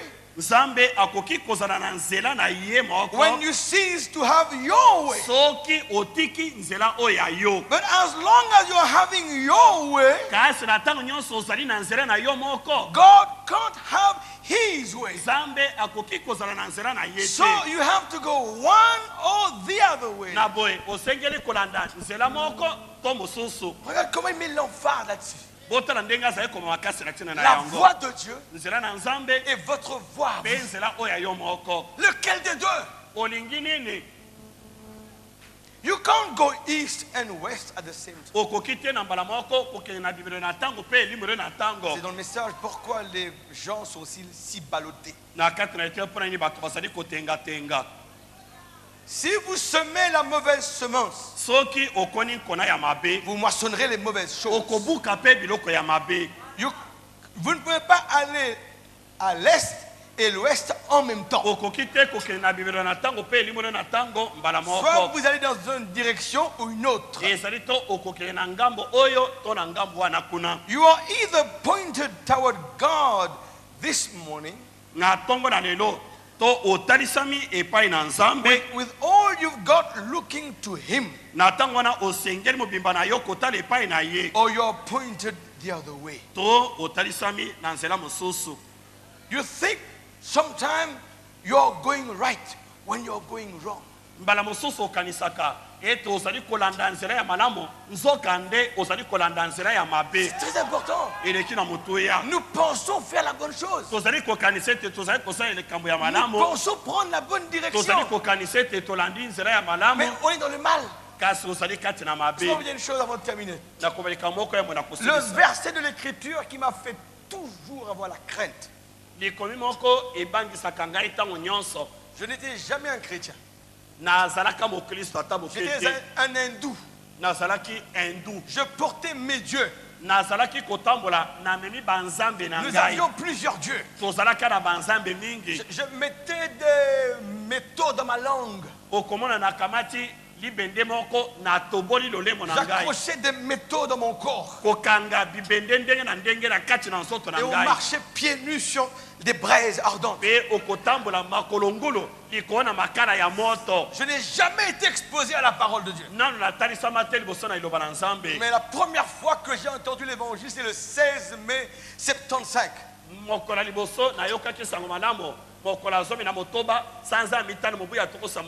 J'étais au 10e rang dans l'église. Le pasteur m'a lu à ce moment, eh bien, l'histoire du fils prodigue. Et je pleurais dans la salle. Alors je me disais en moi-même, quel est ce livre-là qui a pu extraire des larmes de mes yeux? Et j'étais asthmatique. Dans la réunion, alors, il a convoqué les gens pour vous recevoir la prière. Alors qu'il m'imposait les mains, il m'a dit, tu crois Marc 16? J'ai dit, je ne connais même pas Marc 16. Alors il m'a lu le verset. Ils imposeront les mains aux malades et les malades seront guéris. Tu crois ça? Comme une foi d'enfant. Je n'ai pas posé de questions. J'avais 16 ans. Aujourd'hui j'ai 51 ans. J'ai dit oui. Il m'a imposé les mains. Alors qu'il priait pour moi, j'étais guéri instantanément. 35 ans après, je n'ai jamais souffert d'une seule crise d'asthme. Aujourd'hui, quand je parle de la guérison divine, j'y crois de tout mon cœur. C'est pas que j'ai entendu, je l'ai vécu moi. Alors le verset qui m'a toujours vraiment gardé dans la crainte, c'était 2 Thessaloniciens. Quand il est dit dedans que celui qui ne reçoit pas l'amour de la vérité pour être sauvé, Dieu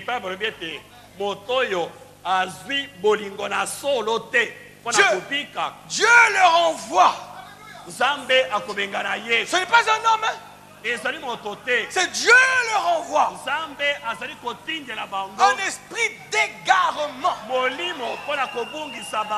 pour qu'ils croient au mensonge. Et tout ce qui peut être prêché par la suite de vrai, tu ne crois pas. Tu es déjà scellé. Il y a une version qui dit Dieu vous envoie une énergie d'erreur.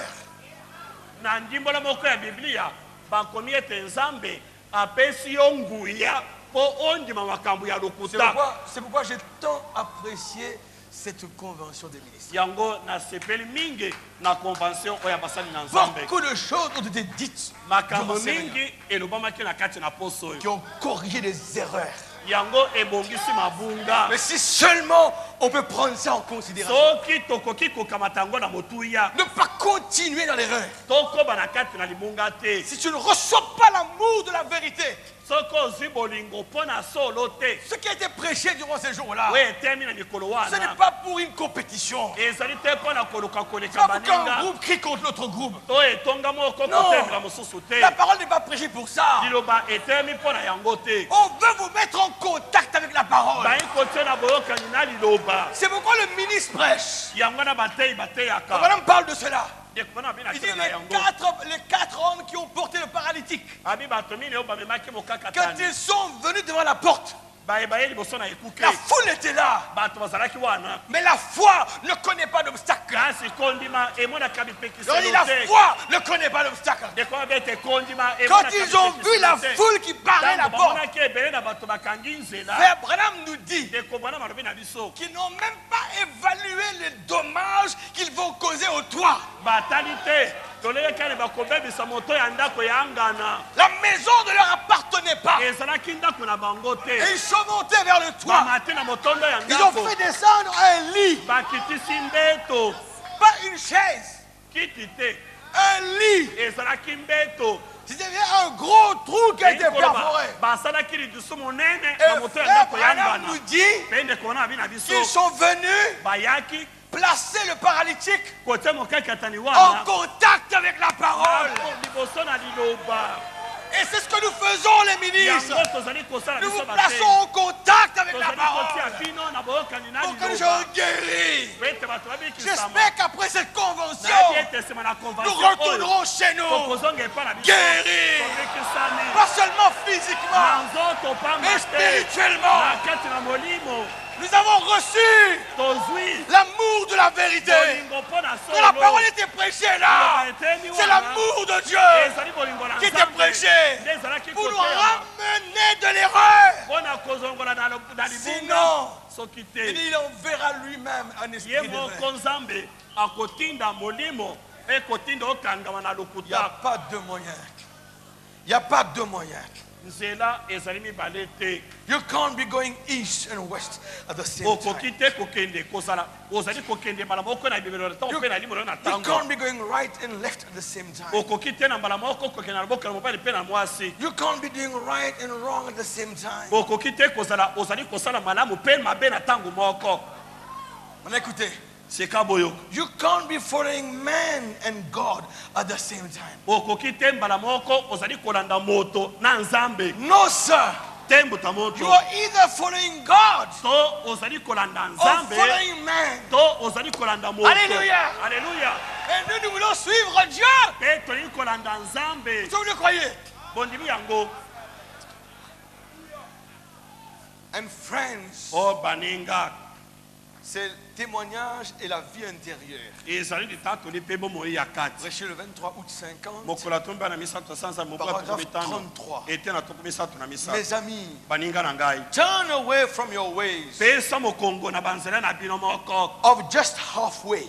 There is no halfway Christians. You are just fooling yourself. Il n'y a pas de demi-chrétien. Dieu veut une vie profonde. Soit le message ou rien du tout. Soit Dieu ou rien du tout. Soit une vie consacrée ou une vie à la légère. Dieu ne veut pas de légèreté. L'anglais nous dit dans le passage de Deutéronome 32.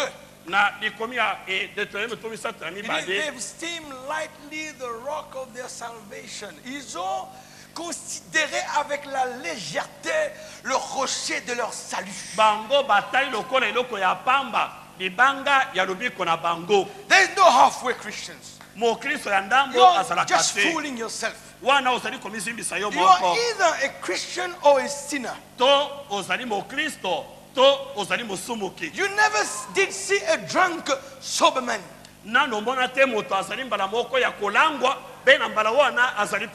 You are either drunk or sober. Did you ever see a black white bird? Nano mona tendeke azali mbala moko mwindu tu pe mbala moko pembe pe either black or white azali to mwindo to azali pembe and you are either right with God or wrong with God to ozali malamo na nzambe to ozali mabe na miso na ye lequel des deux nini kati na bango mibale lequel voulez-vous olingi oyo wapi Barabbas ou Christ so Kristo il y avait deux bandits sur la croix. L'un le méprisait. L'un l'invectivait. L'autre disait, tu n'as pas la crainte de Dieu. Alors que nous méritons ces choses-là. Mais lui n'a fait rien. Alors l'un était arrogant. L'autre était humble. Lequel des deux sommes-nous?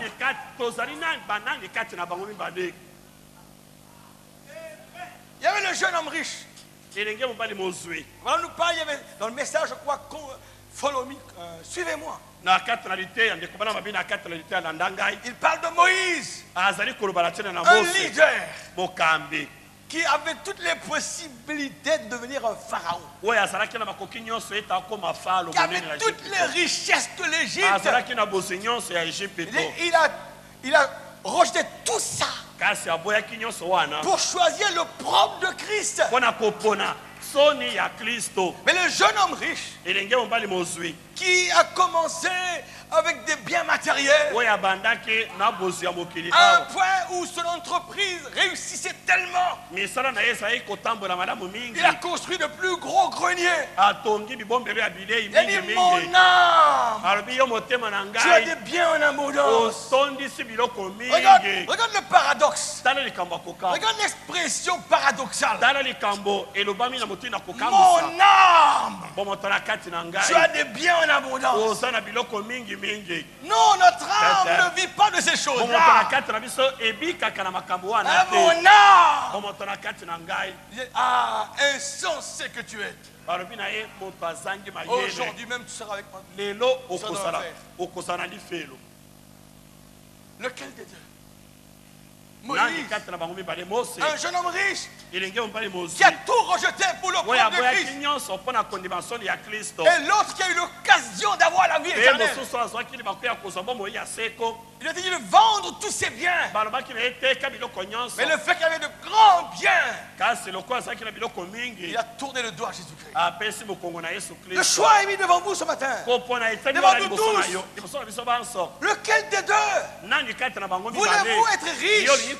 Voulez-vous être populaire? Ou bien voulez-vous être comme Moïse?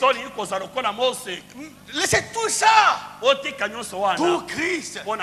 Il saura vous combler de vos besoins. Il pourvoira à tous vos besoins. Mais ne l'ont pas courir après ces choses-là. Je vais vous lire une citation. J'aurai le temps. Dans le message, le son incertain. J'étais chez des gens vraiment, vraiment pauvres l'autre soir. L'homme m'a dit, je vais vous dire, je ne sais pas du tout ce que je vais faire pour arriver. J'ai regardé autour de moi. Paragraphe 119, 120. Il revenait du travail. Il avait une femme loyale comme tout. Et 4 ou 5 petits visages sales qui jouaient dans la pièce. J'ai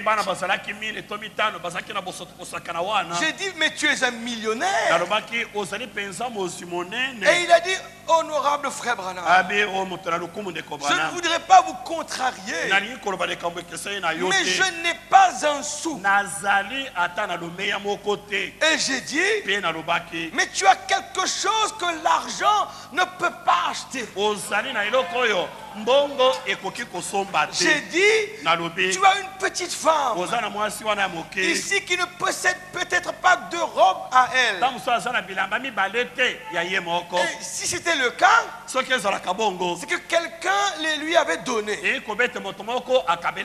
Parce que son mari ne travaillait qu'une journée par-ci et par-là. Et j'ai dit, regarde, mais elle est d'une loyauté exemplaire. J'ai dit, il y a plus d'un millionnaire ce soir qui donnerait tout l'argent qu'ils ont pour trouver à la maison à leur retour une femme comme elle.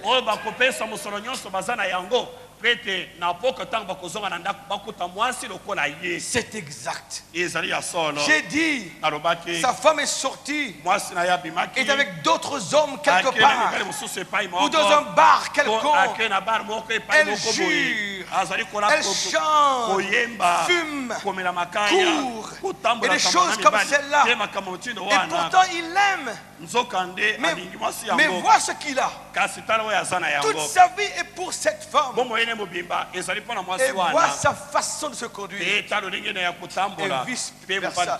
C'est pareil. Le temps est maintenant arrivé où tout n'est plus qu'une agglomération de péchés. Une femme restera à la maison pour prendre soin de ses enfants, tandis que son mari sera à l'extérieur à boire et à se malmener, à courir d'autres femmes. Que donnerait-elle si elle possédait des millions de dollars pour voir son mari devenir véritablement un homme? Il n'y a qu'une seule façon pour que cela se produise. Jésus-Christ est la solution. Il n'y a rien d'autre qui ne puisse jamais suffire. C'est à la fin du temps. C'est Christ et lui seul. J'ai dit donc, combien de pères millionnaires sur cette terre aujourd'hui donneraient tout ce qu'ils ont pour voir leur enfant épileptique être tout aussi en santé que le vôtre ici ce soir.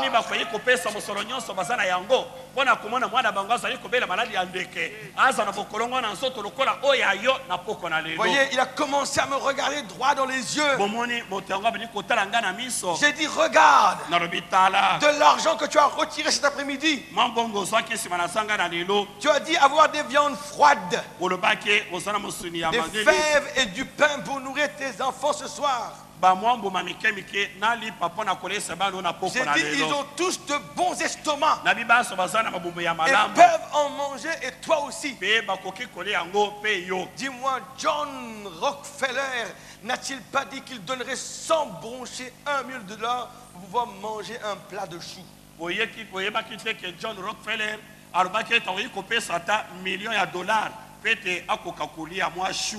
Et j'ai ajouté, tu as dit que tu étais près de la fenêtre ce matin et que tu sentais la froideur du vent par les fenêtres. Par les fenêtres.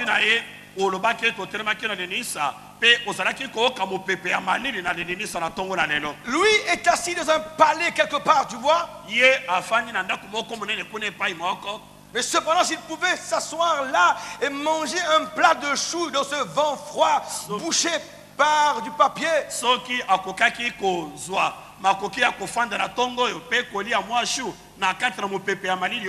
j'ai dit, John Rockefeller aurait donné $1 million pour pouvoir manger une fois ce que tu manges quand bon te semble. John Rockefeller a $1 million. Combien d'aveugles avec une canne à la main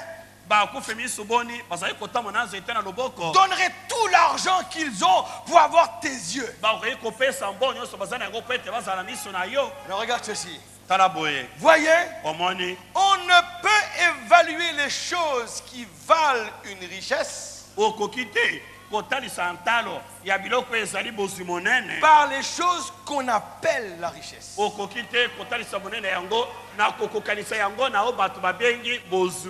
Lequel des deux?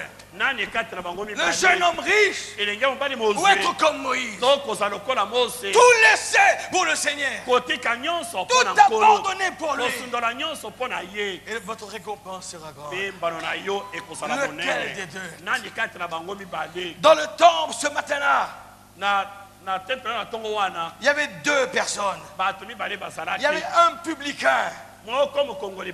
Il y avait un sacrificateur, un pharisien. Le pharisien a levé les mains. Il regardait là-haut. Il dit, Seigneur, je ne suis pas comme cet homme-là. Je donne la dîme. Je prie tous les jours. Je fais ceci, je fais cela. Mais l'autre homme n'osait à peine relever la tête. Mais il se frappait l'estomac. Pitié de moi. Il était tellement humble. Et le Christ disait, lequel des deux croyez-vous a été justifié devant Dieu? Celui qui se vantait de ses prouesses ou celui qui était humble? Lequel des deux? Il y a trop d'arrogance des fois dans le message. L'arrogance précède la ruine. Restons humbles. Lequel des deux? Aimons le Seigneur. Il y a tellement de choses que je peux en parler sur ces deux options qu'on a. Je crois que j'ai fait mon point ce matin. Question. Dieu vous a posé des questions. Et j'espère que vous saurez les répondre dans votre cœur. Alors que je vous inviterai alors que Dieu vous demande où est l'agneau.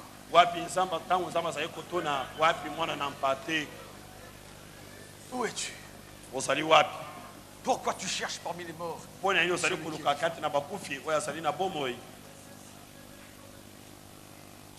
Que Dieu vous bénisse. Merci au pasteur.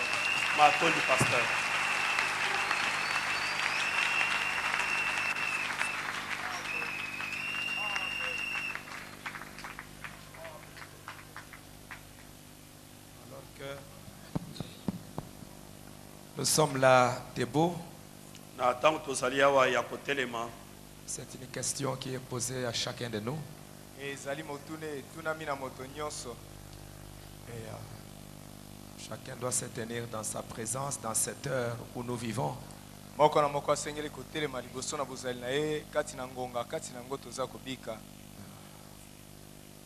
sceau de Dieu est là, la marque de la bête là.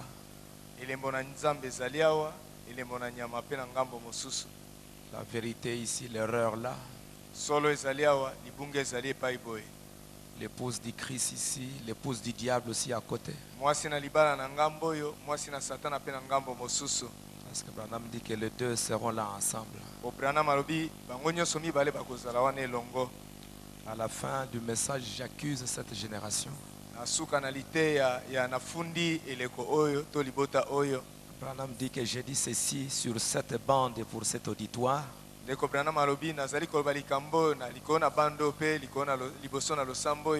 J'ai dit ceci sous l'inspiration du Saint-Esprit. Qui est du côté du Seigneur? Qu'il se soumette à cette parole. Dieu va sûrement juger cette génération méchante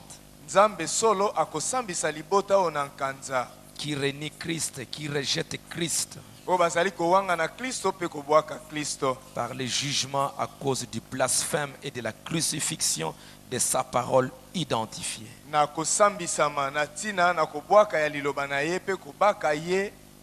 Ils passeront par les jugements. Je l'accuse. Mais qui est du côté du Seigneur? a dit Moïse qu'il vienne auprès de moi.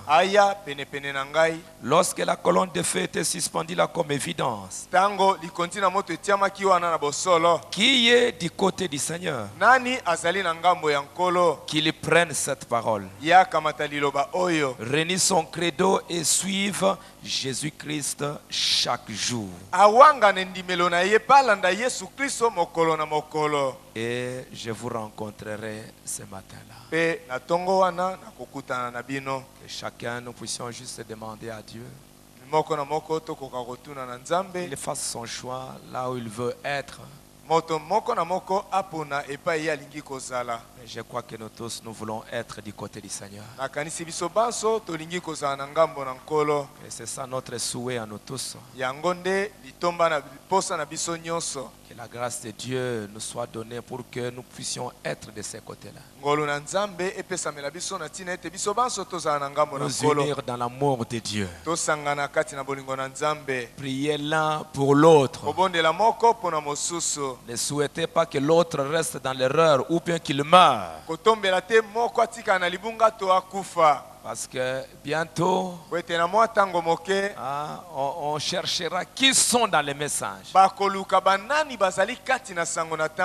Et c'est pourquoi le prophète dit que cette persécution qui vient va nous obliger de nous unir. Il y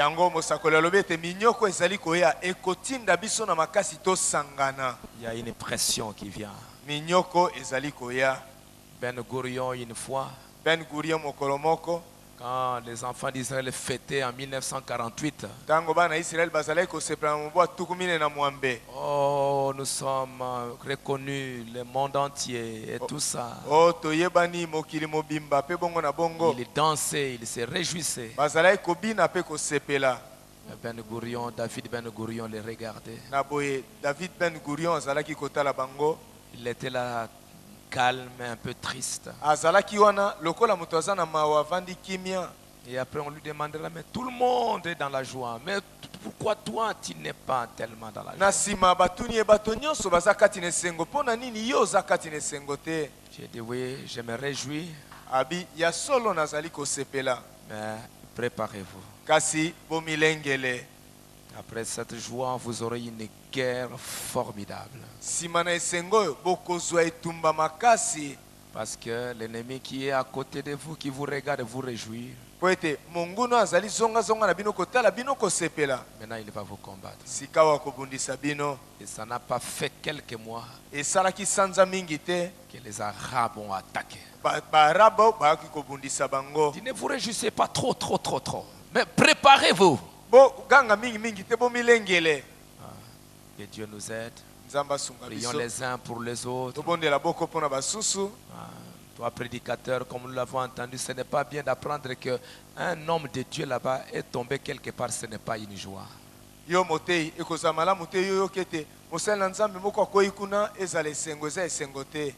De quel côté êtes-vous? De quel côté je me tiens? Que le Seigneur nous accorde, nous tous, la grâce.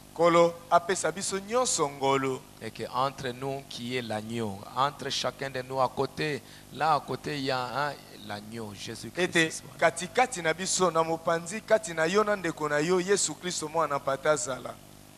Prions le Seigneur.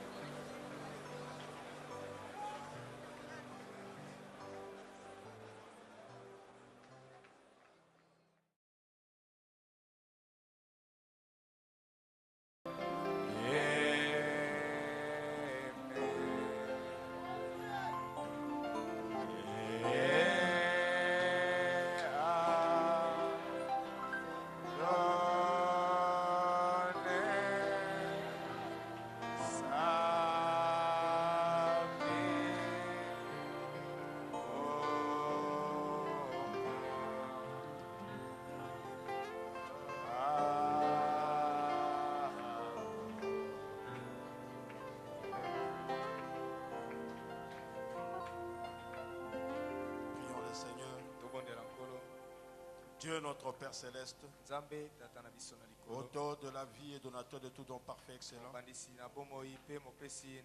ton nom est le Seigneur Jésus-Christ.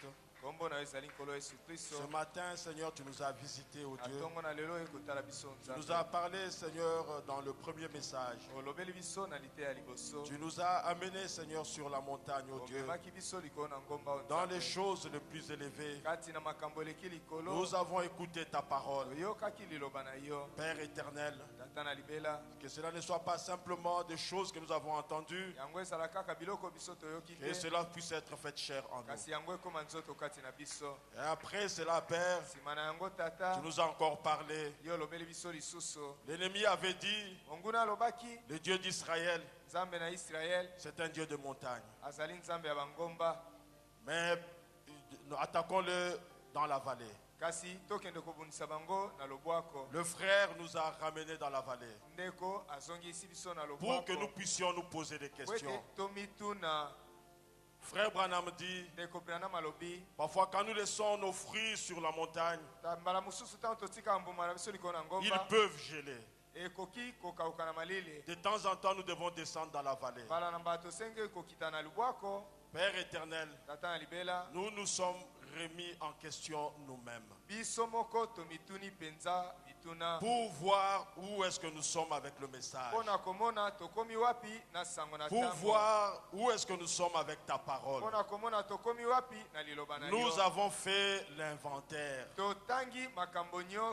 Nous te demandons simplement de nous donner la force, de nous renouveler, de nous aider, afin que dans les jours à venir, nous puissions être meilleurs. Bénis ton serviteur que tu as utilisé. Merci Père. La louange te revient. La puissance t'appartient. Toi, tu as la puissance pour transformer. Nous comptons sur ta grâce. Change-nous. Ouvre notre entendement spirituel. Donne-nous une nouvelle marche. Fais qu'en sorte quand nous partirons d'ici, Père, que nous puissions devenir meilleurs. Merci Père. Bénis ton serviteur qui a organisé ces réunions. Nous savons qu'il y a eu derrière cela beaucoup de sacrifices. Père éternel, que cela ne soit pas en vain. Bénis-le richement. Rends au centuple tout ce qui a été dépensé. Merci Père. La louange, la gloire te revient. Nous nous remettons entièrement à toi pour les jours à venir, pour cette convention qui continue. Merci Père. Laisse que ton Saint-Esprit continue à traiter avec nous. La louange, la gloire te revient. Nous t'adressons cette prière dans le nom de notre Seigneur Jésus-Christ. Amen. Amen.